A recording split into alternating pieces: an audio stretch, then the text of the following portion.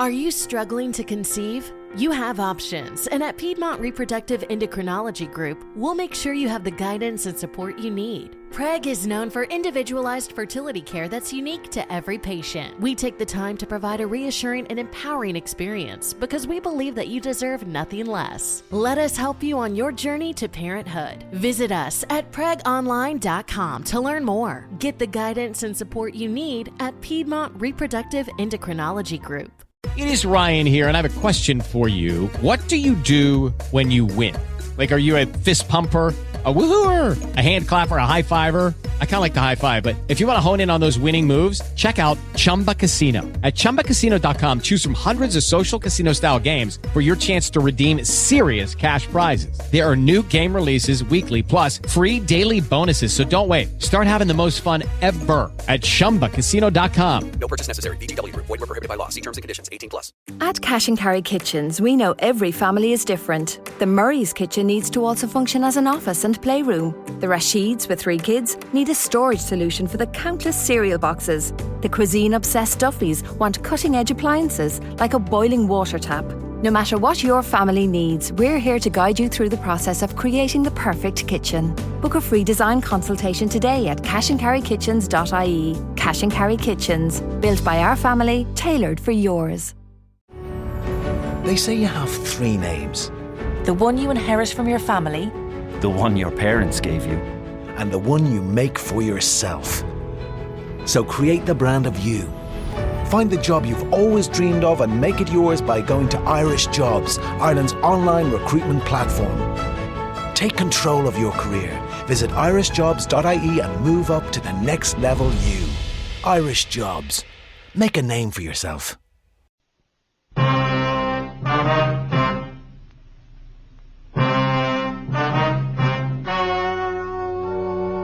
story you are about to hear is true. Only the names have been changed to protect the innocent.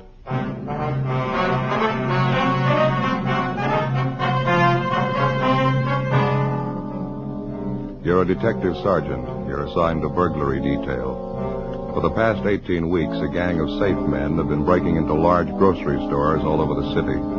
They work fast. You can't localize their operations. Your job? Get them.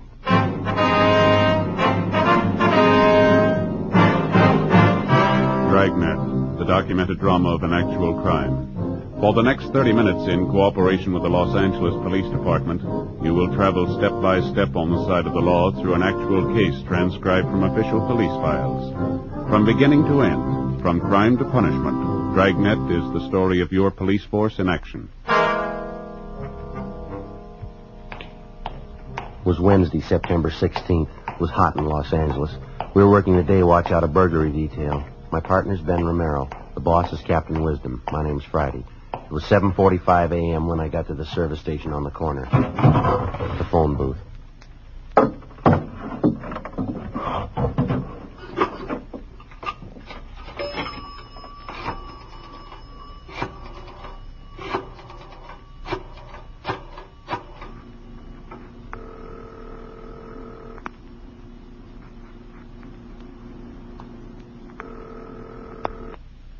City Hall. 2524, please. 2524. Burglary, Rubbles. Hi, Dick. This is Friday. Romero there? Hold on, Joe. Thank you. Hey, Romero, take 2. Romero. This is Friday, Ben. Yeah, where you been? Well, my car again. Something's wrong with that distributor. I'm going to leave it at the service station. I'll grab a streetcar down, huh? They hit again, Joe. This one makes 37 jobs. Where at this time? Wilson Brothers Market at Melrose and Green. Drilled the safe and walked out with $462. Well, our stakeouts are doing a lot of good, aren't they? I'm worn out from last night. I didn't get any sleep either. Just had time to go home and brush my teeth when this thing broke. Okay. You said Melrose and Green? Yeah, that's right. I won't wait for you. I'll go right on out there. Okay. Armstrong and Rubel just left. Right. I can get over there as fast as I can. Old man was down here bright and early. Things are jumping. Okay. I'll see you later, huh? Oh, Joe, just a minute. Yeah. Skipper just came in. Who you got on the other end there? Friday. You on your way to Melrose and Green? That's right. The minute you get back, I want to see you two in my office. Right. I guess you heard it. Yeah, I did. Guess you could tell from the tone of his voice. Yeah. Sounds a little upset. How's he look? Same way. For 18 weeks, Ben and I had been assigned to this same case. The burglary gang was victimizing only Wilson Brothers markets throughout the city and in surrounding towns adjacent to the city of Los Angeles. Their criminal activities had given them well over $100,000 stolen from these various markets. Additional officers were assigned from the Metropolitan Division, and the case had grown to large proportions. It was 12 minutes past 8 when I arrived at Melrose and Green Streets, the latest Wilson market to be victimized. Same thing, Joe, just like all the rest. Yeah. The crime lab find anything? Been here and gone. They found a few particles of cloth, probably from the guy's gloves, some metal shavings for spectrographical analysis. Same as on all the other jobs. Well, how'd they gain entry? Same way, around front. Looks like a tire iron. Pried the door open.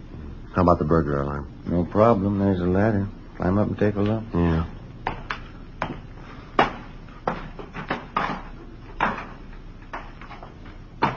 See it? Yeah, I see it. Cut the key leads again, huh? Nothing's different, Joe.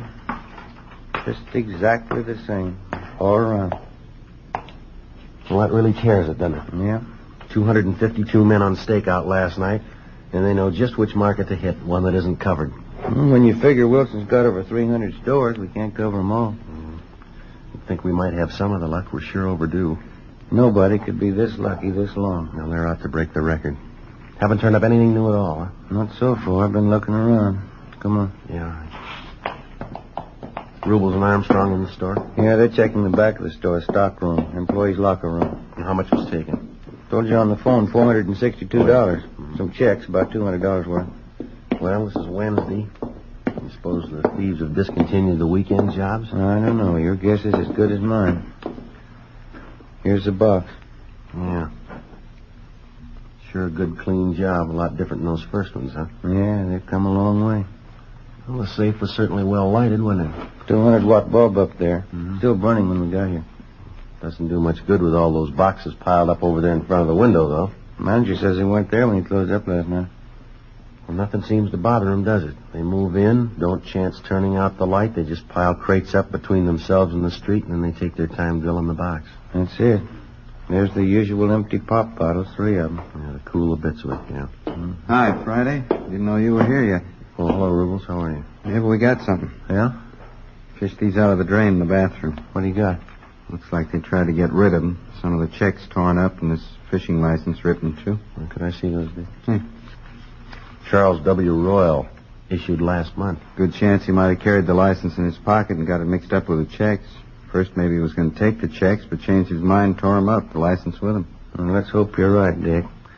But it might just belong to some employee here. Well, we've been kind of figuring these jobs might have an inside connection. Maybe this is it, huh? Let's check it out. Well, maybe this is the break we've been looking for. We went back to the office and checked the name Charles W. Royal through R&I. No record. We contacted the management of the Wilson Markets. He had been an employee at the store, which was just held up. He had been transferred 6 months prior to their Van Nuys branch. In checking back, we found that the Van Nuys market was one of the first stores to be burglarized. He was placed under surveillance for several days, and during this period, another Wilson market was burglarized. The officers conducting the surveillance accounted for all of Royal's time during the burglary. He was brought in for questioning and cleared of any complicity in the burglaries. Monday, September 28th, 8 a.m., we met with Captain Wisdom. The reason for Royal's fishing license being in with those checks was because he left it behind at that store when he was transferred. That's right. Manager of the store confirmed it. Said he kept it in a safe for him so it wouldn't get lost. Well, that lead went nowhere. None of them go anywhere. We don't get any leads. Been no kickbacks on any of our teletypes, APBs, or radiograms. Between Armstrong, Rubles, and Ben and I, the girls in the stats office think we're on the payroll down there. We're wearing out the cards, having to make runs on the gang's M.O. for us. How about that last stuff Burton from CII sent down? Well, we checked all 3 of them out. Nothing. Boys in the crime lab got a lot of physical evidence if they could make something out of it. That's just it. You can't make something out of nothing. You haven't got much up there. A few steel shavings off those safes, a couple of broken bits, handful of cotton fuzz they think is off the guy's gloves. You can't work miracles. Yeah, that's right. I don't think we've overlooked anything, Captain. Every neighborhood in the vicinity of every burglary has been checked and rechecked. And all you turned up was that one woman? Yeah, the one that saw the 3 men out in back of the Wilson Market over on Vermont. She thought they worked there. Didn't know she'd witnessed a burglary, we told her. Mm-hmm. She couldn't identify any of them, huh? No, she couldn't. I just checked with the sheriff's office. These burglaries are driving them crazy, too. No leads. Boys from the parole office have been trying to give us a hand. We've checked out everything they sent us on dischargees and parolees. Nothing fits. Well, did the markets seem to be cooperating, holding up their end as they were instructed? Well, as far as we can tell, right to the letter, yeah. All the safes that were concealed in any way have been moved out in a more conspicuous spot, all well illuminated. The Wilson Company has bought better-made safes to replace the ones that were broken into. They're replacing their old models as fast as they can. Doesn't seem to stop them. Yeah, all that's according to the book. Doesn't figure with all those precautions they'd be foolish enough to tip off the thieves. What do you mean? Well, here, take a look at this. Yeah. Larson and Gunn turned this up at that Venice Boulevard job night before last. Mimeograph stakeout instructions. Huh? That's right. Put out by the management of the markets. Every time we inform them of a stakeout night, they put these inter-store memos out. Yeah. That was for the purpose of informing all the different store managers of the police department's plans so they'd be sure and comply with our instructions. Yeah. Motive was okay, but the effects have been causing us more trouble than we know. Well, weren't these destroyed after the store managers read them? Apparently not. We'd notified the management of the stores to be staked out a week in advance so that they could quietly let the stores know about it. Whether we wanted the lights left on or turned off to move the safe out of hiding, all the various instructions. And the management of the market chain just took it on themselves to send out these memoed sheets, huh? And not only that, in checking the last couple of jobs, either these sheets were in the manager's desks or they were posted in the store someplace. All the thieves had to do was go through a desk or check a bulletin board and they knew right where we'd be, huh? Without this advance information, maybe it'll slow them down. Maybe we can write in on part of the luck. We're due. Yeah. Now, come on over here to the pin map. Well, here you are, Friday. A red pin for you and one for you, Romero. Mm-hmm. You put them in. I got calluses on my thumb from trying to keep up with those thieves. Yeah. Venice Boulevard and Rockwell. Mm-hmm. Vermont and Marathon. Yeah, just look at them on there. They're going to run us out of pins if we don't blow the whistle on them. Well, I'm getting a little sick of it myself. You take a good look at the map here. Yeah. All the red pins are these market jobs in and around here and through here. Mm-hmm. As you know, Wilson's got stores throughout most of Southern California. Yeah. They've hit in and around the metropolitan area, Pomona, Glendale, a couple of times at the beach cities. But look over here. That's Eagle Rock. Yeah. Now, for some reason, they're leaving Eagle Rock alone. There's 7 Wilson markets out there, and not one of them have been touched. Well, maybe they'll hit there next, huh? And we double-checked all cruiser units out there, told them to be doubly alert. Also to report any suspicious moves around any of the stores. I want to report on any and all cars driving below normal speeds anywhere near those markets. Anything even remotely out of line. There's 7 stores in and around that area. Excuse me. Burglary, Wisdom. The highball. Who's that? They did? Colorado and Bryce. Yeah, right away. Yeah. That was Lieutenant Vaughn, Highland Park. I was wrong. There's only 6 stores in Eagle Rock now. What do you mean? They knocked one over last night. The preliminary investigation of the Wilson Brothers Market in Eagle Rock yielded no additional physical evidence, but it definitely showed that we were dealing with the same gang of thieves. In this last burglary, they got away with $1,852. 1:34 p.m. After 5 hours of continuous checking in the immediate neighborhood of the latest market to be burglarized, Ben and I located a Mrs. Olive Rebard. We felt sure that we'd reached a turning point in the case. Mrs. Rebard had seen 2 of the gang members at work in the Wilson Market at Colorado and Bryce in Eagle Rock. She agreed to come downtown and go through photographs of criminal suspects.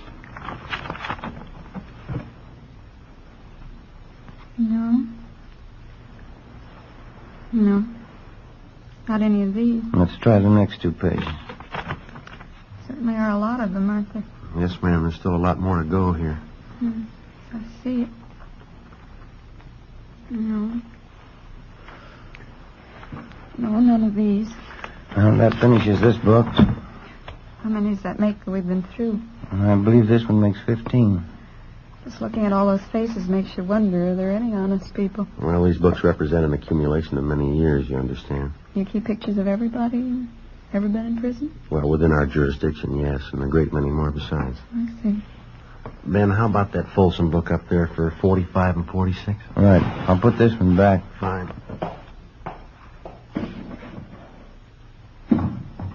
46, yeah, that's it. Right, here we are. You ready, Mrs. Rebar? All right.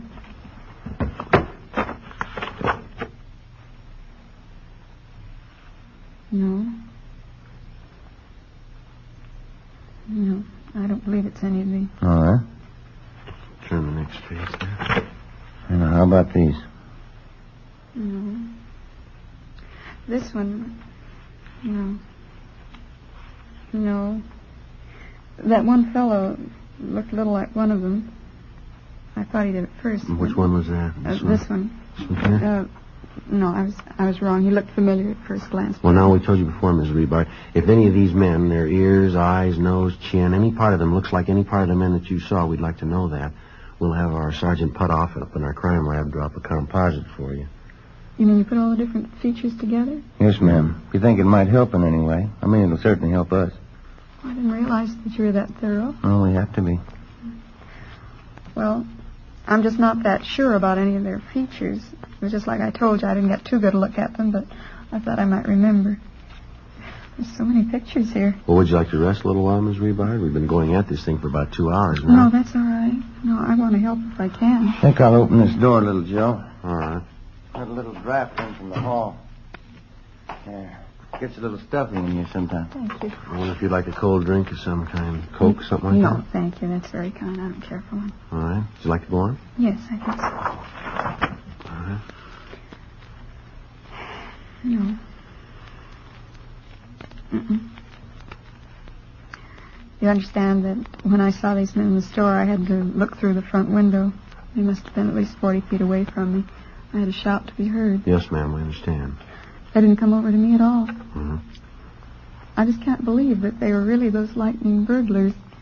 Isn't that what the paper called them? Yes, ma'am.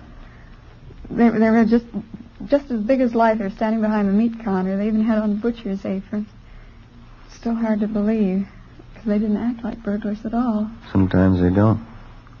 Well, the only thing that struck me funny was that anybody be working there on a Sunday. I've seen men in there before. It just didn't seem right that they'd be working there. I wanted to get in to pick up a box of starch. They told me to come back Monday morning when they were open. Well, if you could have seen over the counter from where you were standing, you would have seen the floor safe right there in the meat department. They were trying to open it. I never would have known it. You're sure you people couldn't have made a mistake, Bob? No, ma'am, I don't think so. We've checked there, and there was no authorized employees in that store yesterday morning. That's so. Well, must have been them then. Yeah, we're pretty sure it was. Yeah. Let me help you there, Mrs. Rebar. These pages are stuck together. Thank you. There. There you are.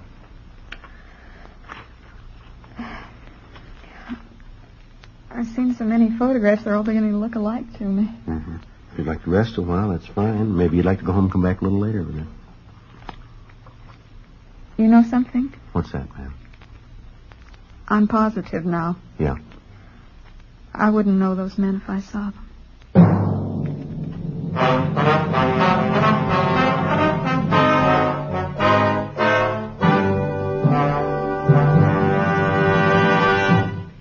You are listening to Dragnet. From beginning to end, Dragnet is the authentic story of your police force in action.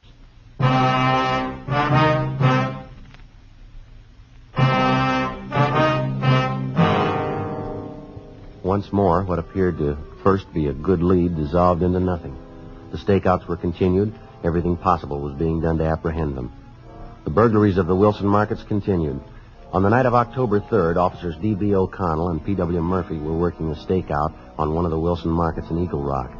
At 2:33 a.m., they had observed a gray Ford coupe, California license 9 Robert 9813, driving at normal speed until reaching the storefront and then slowing down perceptibly, showing unusual interest in the market. Lieutenant Armstrong and Sergeant Rubles checked the license number through DMV. The car was registered to a Clyde R. Bingham, 233 South Carmona Place in Eagle Rock. He was placed under surveillance while we made a thorough check into his background. We located him at the neighborhood bar on Colorado Boulevard. We talked to him for an hour. So that's it. I'm not your man. You sure you didn't drive past that Wilson market on Bellevue Avenue? I didn't say I've never driven by it, but not on the night you said. Well, have you driven by it on other nights?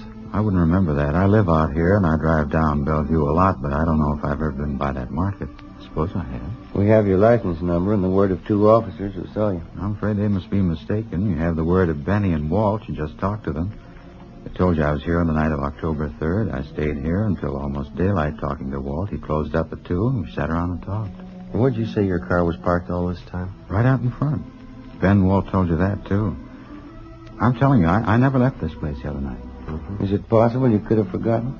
Not all 3 of us. And you didn't loan your car to anybody? No, sir, I never loaned my car. Stayed right out there in front. What'd you say you did after this place closed? As I said, I sat around and talked to Walt. He owns the place. What'd you talk about?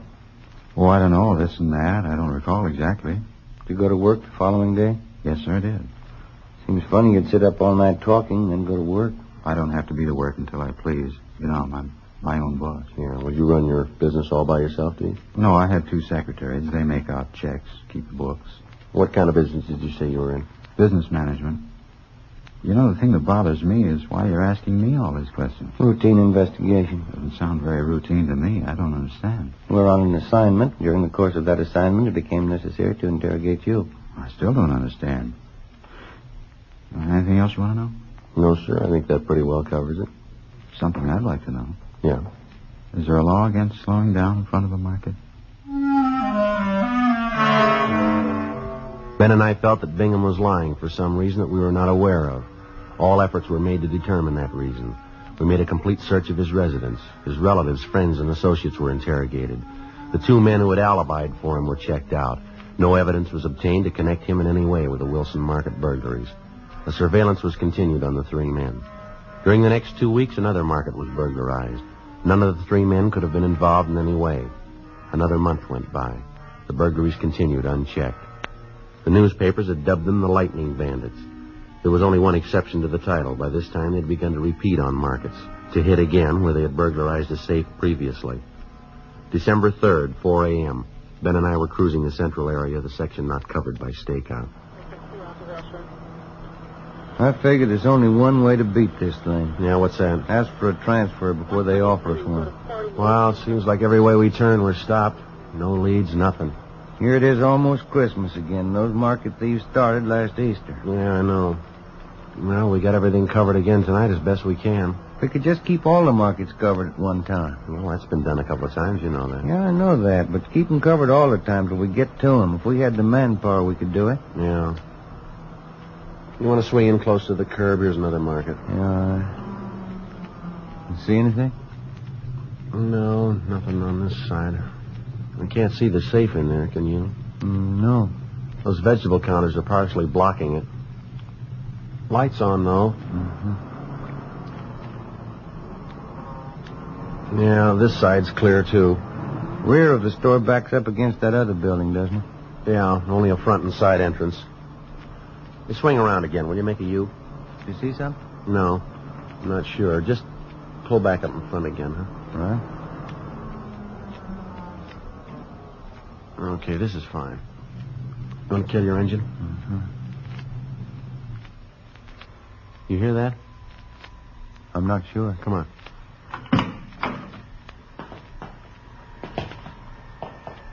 You hear it now? No, it stopped. Come on.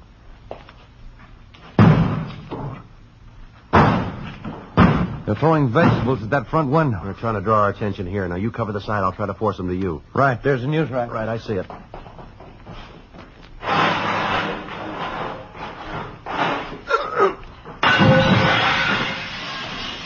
right, hold it right there. Get your hands in the air. I got him, Joe. You want to shake him down? Yeah, right. All right, stand still. Cover him, Joe. I'll see if there's any more besides these 2. Right. Who tipped you off? If we'd have had a tip, we'd have gotten you a long time ago. That's it. Just these 2. Somebody must have tipped you off. You couldn't be this lucky. Why not? You've had your share. The 2 men were taken into custody and were identified as Wilfred Lawson and Thomas Greenfield. A check with R&I showed no previous record on either man. After a short interrogation, Wilfred Lawson admitted his part in all of the burglaries of the Wilson Brothers markets. He steadily refused to give us any information as to the other possible members of the burglary gang. Thomas Greenfield was interrogated. He was the more timid of the two. He claimed that this was the first job he'd been on with Lawson, that he did not know of any other members of the gang, that he'd only served as lookout on this particular burglary, and that he was not deeply involved.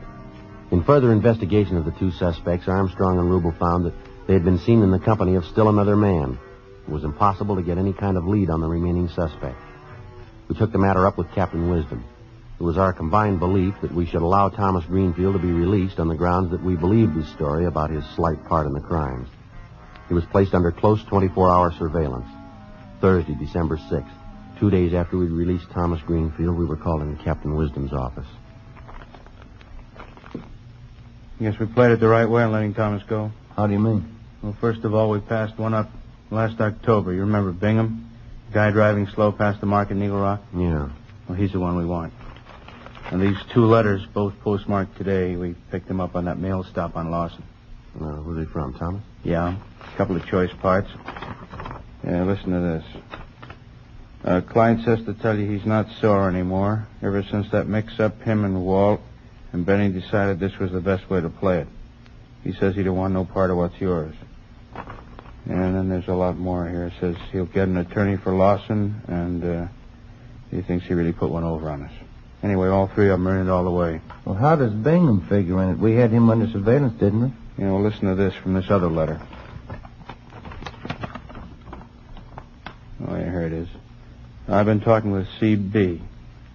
Clyde Bingham, getting real clever now using initials. Yeah. I've been talking with C.B. several times only on the phone. He's really not sore. He only laid out since that time. He figured he might be hot. That's enough, isn't it? It's all there. It adds. Okay, you got one to roll on. Yeah. Go out and pick him up. This time we'll keep him.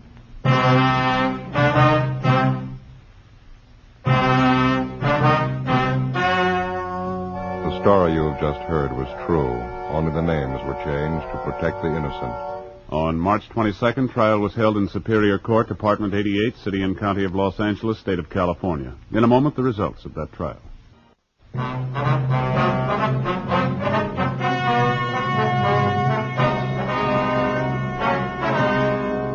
All 3 suspects, Wilford George Lawson, Clyde Robert Bingham, and Thomas Llewellyn Greenfield, were filed on for burglary in the 2nd degree. Wilford G. Lawson was filed on for 12 counts, Clyde R. Bingham for 6 counts, Thomas L. Greenfield for 3 counts, sentences to run consecutively. They are now serving their time in the state penitentiary. In view of the fact that the authorities were unable to prove the defendants were armed at the time of the burglaries and the stores were not inhabited, they could only be filed on for burglary in the 2nd degree. 2nd degree burglary is punishable by a term of not less than 1 nor more than 15 years. Ladies and gentlemen, we wish to gratefully acknowledge the Michael Award presented by the Academy of Radio and Television Arts and Sciences. The Academy voted Dragnet the finest program of its kind. It is with deep humility that Dragnet accepts this citation, the highest award bestowed by the radio and television industries.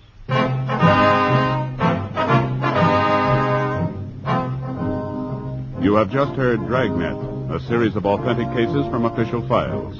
Technical advice comes from the Office of Chief of Police W.H. Parker, Los Angeles Police Department. Fatima Cigarettes, best of all long cigarettes, has brought you Dragnet, portions transcribed from Los Angeles. Stay tuned for Counter Spy next over most NBC stations. Hello, it is Ryan, and I was on a flight the other day playing one of my favorite social spin slot games on ChumbaCasino.com. I looked over at the person sitting next to me, and you know what they were doing? They were also playing Chumba Casino. Coincidence? I think not. Everybody's loving having fun with it. Chumba Casino is home to hundreds of casino-style games that you can play for free anytime, anywhere, even at 30,000 feet. So sign up now at ChumbaCasino.com to claim your free welcome bonus. That's ChumbaCasino.com and live the Chumba life. No purchase necessary. VGW. Void where prohibited by law. See terms and conditions. 18+.